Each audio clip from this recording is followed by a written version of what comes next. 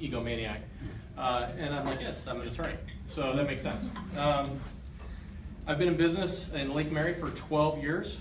Before this, I worked as a bartender and a waiter, so I have a lot of customer service background. My wife is Heather Fox, and I have 2 kids. Ava, she's 3, and Logan, he's going to be 2 next month. He's insane right now. I've got two dogs, Boston Terrier named Izzy.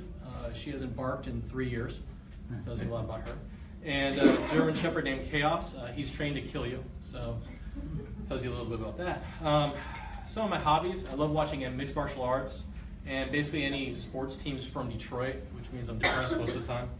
I also love getting tattoos, reading, and working out. One of my burning desires in life right now is to watch anything other than Dora the Explorer or Bubble Guppies. That's really what I'm looking forward to right now. And just something you guys don't know about me.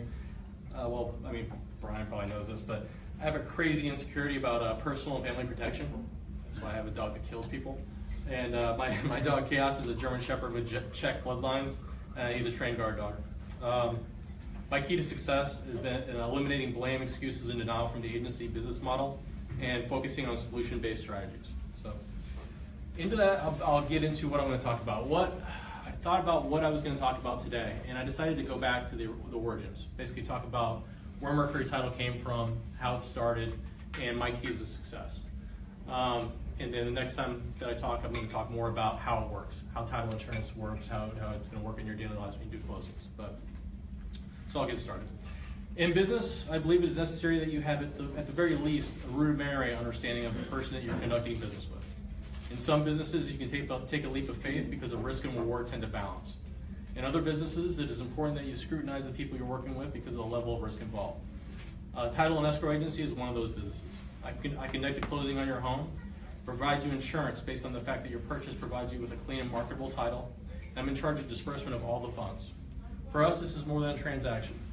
This is the closing of your home, the largest investment of your life. In order for you to begin trusting a title company, let me tell you a little bit about myself and how my life experience has been integrated into my company. I'm originally from Battle Creek, Michigan. Who knows what Battle Creek, Michigan is famous for? Cereal. Yeah. And math.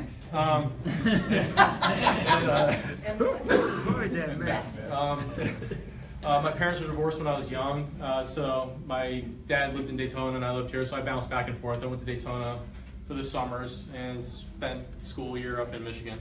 My mom was a paralegal for 41 years. Probably that's where I get my propensity for going to law school and legal knowledge. She worked for real estate attorneys and probate attorneys, and my father was an entrepreneur. He mainly did health insurance his entire life, but he was involved in a lot of other things. Axle remanufacturing, resorts and spas, stuff like that.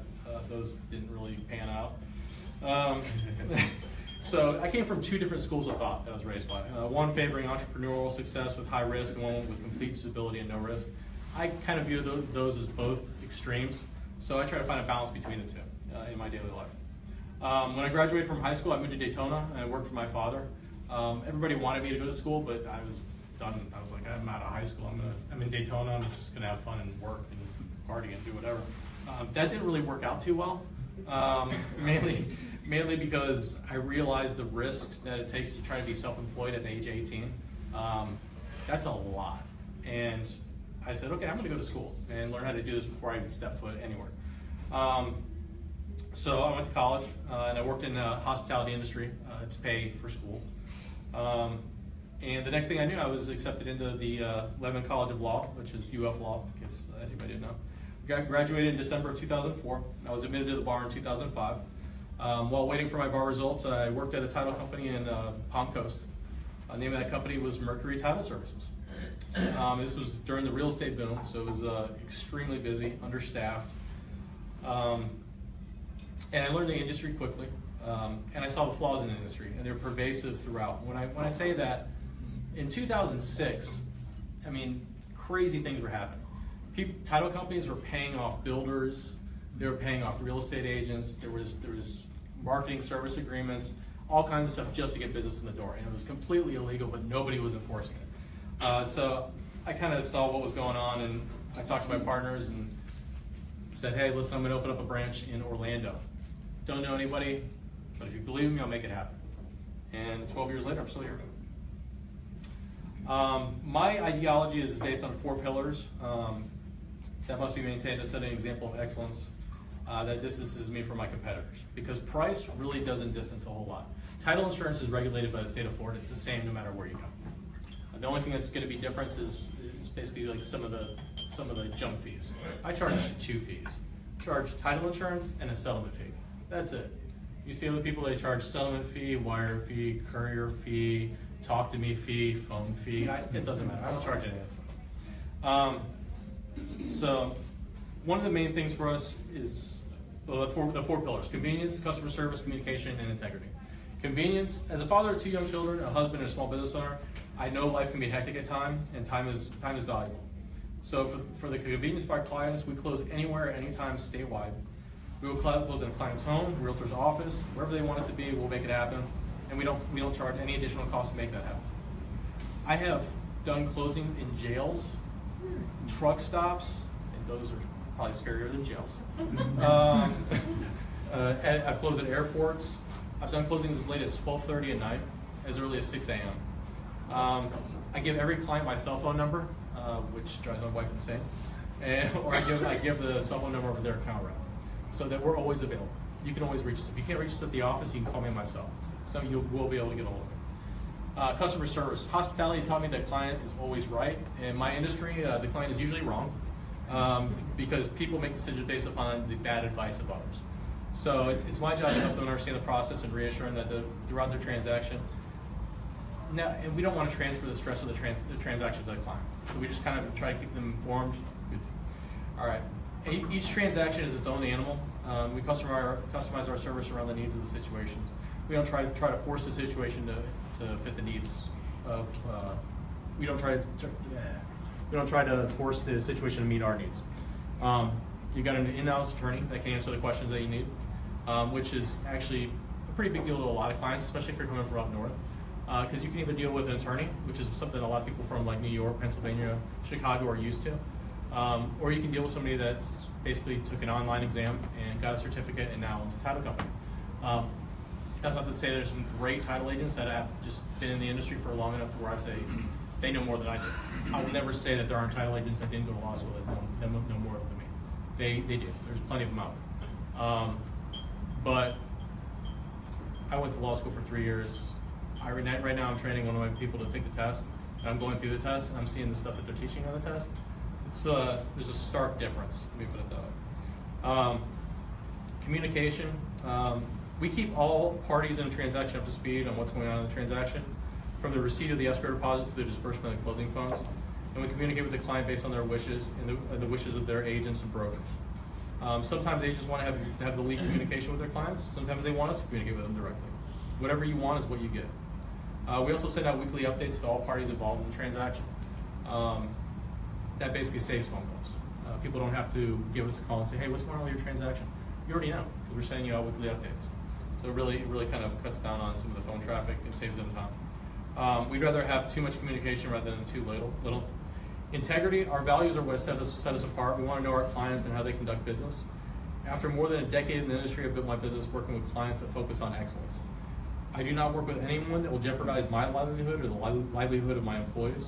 We try to be part of the solution, not part of the problem. So this is why you need title insurance. Nearly 1/3 of all properties have some type of title defect. Many of these are avoidable, but people tend to listen to my aunt's best friend who's a paralegal. I get that a lot. Every day I hear, well, I heard from so-and-so. That's great. I'm glad you heard from so-and-so, but so-and-so is wrong. Here's some of the fun things I've run into, and this is just in the last week or two, okay? And so we run into these a lot. This is some of the fun things I've run into. Last week I got a phone call. Daughter passed away, and she had a will in New Jersey, okay? On her deathbed, she expressed her wishes verbally to her mother and sisters, which was contrary to her will, okay? But her mother and sister have signed affidavits that day when they called me, acknowledging what they both heard, and they both heard the same thing, that they were to get the properties. I was like, That's fantastic. It's not self-serving at all. So I'm going to go ahead and let the attorney in New Jersey sort that one out before I even get working on any of those properties. Here's another one that we got. A client bought a property via tax deed sale, and when you get the property via tax deed, you get the deed from the clerk. Okay, so he added his spouse and his minor children to title.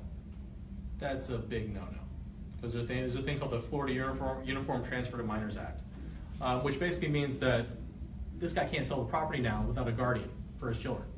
And he's like, well, I'm the natural guardian of the kids. I'm like, I understand that, but in the state of Florida now, that if it's over $30,000 or over $15,000 per child, you have to get a guardian now. So he's not happy with me at the moment. And then another one is a man wants to mortgage his homestead property. And I said, okay, no problem, let's do a search. Well, we did the search, and he never actually ever did a closing on the property when he bought it, nor did the 7 people prior. So we've got basically since the 1950s they've just been transferring this property via quit claim deed. So we don't know if any of these people got married, if it was ever homesteaded. No, there's no joinder of spouse on the titles, nothing.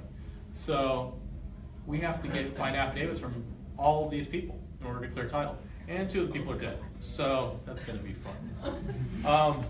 My best referrals are listing agents, mortgage brokers, and property managers. And that's all I got for today. Anybody have any questions?